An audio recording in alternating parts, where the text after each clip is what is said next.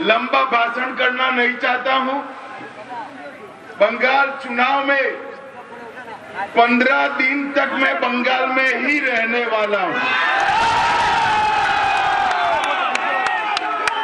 आप सभी के साथ बातचीत करने का बहुत मौका मिलने वाला है, मगर मैं आज यहां आया हूं हमारे चारों प्रत्याशियों के नामांकन के लिए और विशेषकर शुभेंदु अधिकारी के नामांकन के लिए।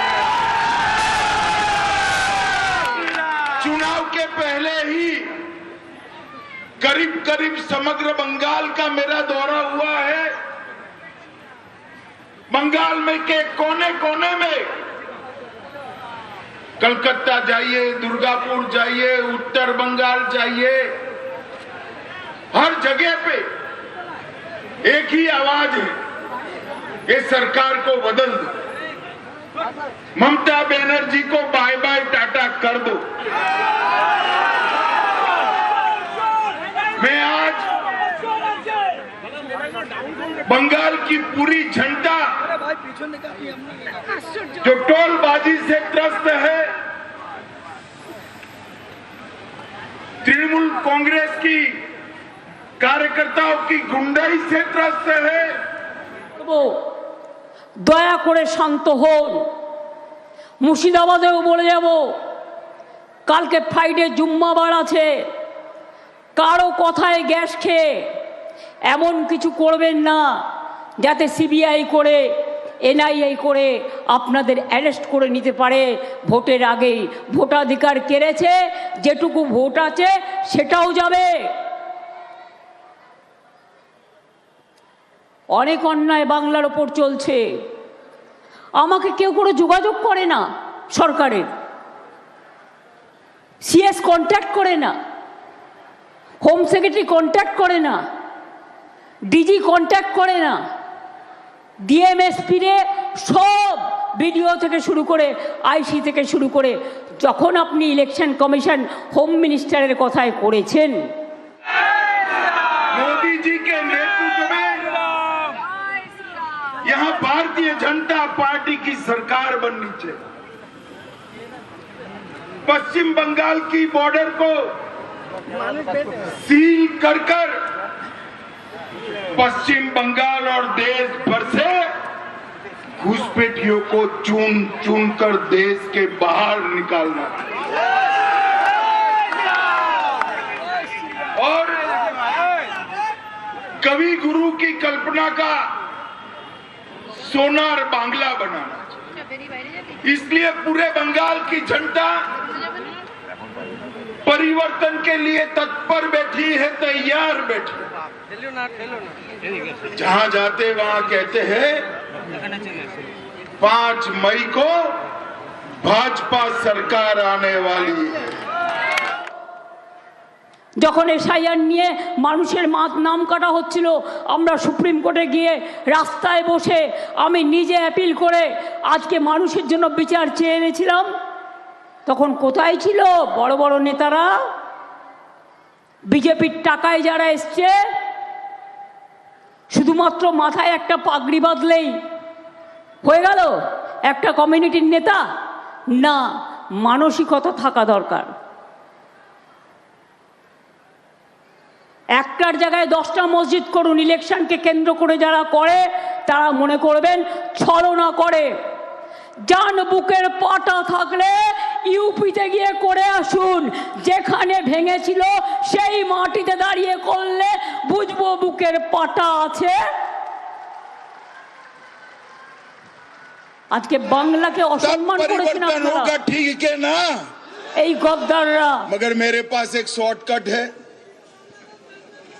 अगर भवानी पुल वाले एक ही सीट जिता दे तो परिवर्तन अपने आप हो जाएगा। अरे शुभेंदु दा हमारे नंदीग्राम से लड़ना चाहते थे। मैंने शुभेंदु दा को कहा था कि सिर्फ नंदीग्राम नहीं, ममता के घर में जाकर उसको हराना। और इनका रिकॉर्ड है।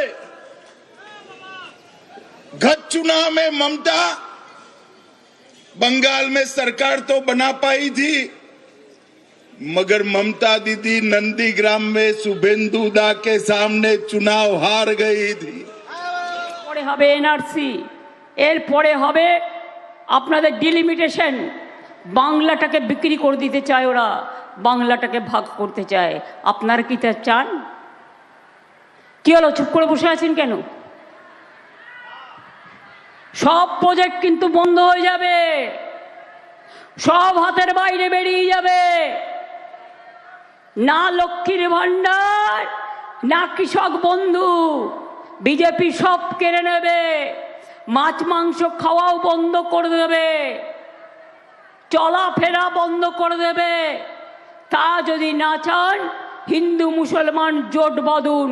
মনে রাখবেন, এটা স্বাধীনতার লড়াই, বাংলা বাঁচানোর লড়াই, গণতন্ত্রের লড়াই। কোনো কমিউনাল কেউ হোক, যে কেউ হোক, আমি কমিউনাল কথাগুলোকে সমর্থন করি না। আমি সেকুলারিজমকে সমর্থন করি। সবাই মিলেমিশে এক জায়গায় থাকবো, শান্তিতে থাকবো, স্বস্তিতে থাকবো। আজকে আমার খারাপ লেগেছে, আমার হাত থেকে সব কেড়ে নিয়ে স্টেটের বদনাম করেছে।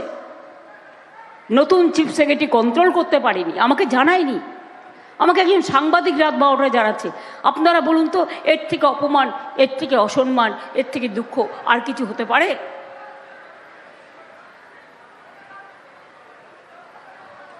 আর আপনারা আমাকে সেটা সুযোগ করে দিচ্ছেন আমাকে অপমানিত হওয়ার। আর কত অসম্মানিত হব, আর কত অপমানিত হব, আর কত লড়াই করব। আমি তো মানুষের জন্য লড়াই করতে চাই, কিন্তু শান্তিপূর্ণভাবে। আমি 2014 से जिस राज्य ने मोदी जी पर भरोसा रखकर सरकारें बनाई, वो सभी राज्य विकास के रास्ते पर आगे चल गए। अब बारी हमारे बंगाल की है। मुझे बताओ भवानीपुर वालों, बंगाल में परिवर्तन करना है या नहीं करना है? बंगाल में तो परिवर्तन होगा ही, भवानीपुर में परिवर्तन करना है या नहीं करना है? मैं भवानीपुर की जनता को करबद्ध निवेदन करने आया हूं, दो हाथ जोड़कर विनंती करने आया हूं। पूरे बंगाल की मुक्ति के लिए हमारे प्रत्याशी शुभेंदु अधिकारी को प्रचंड बहुमत के साथ आप जिताएं।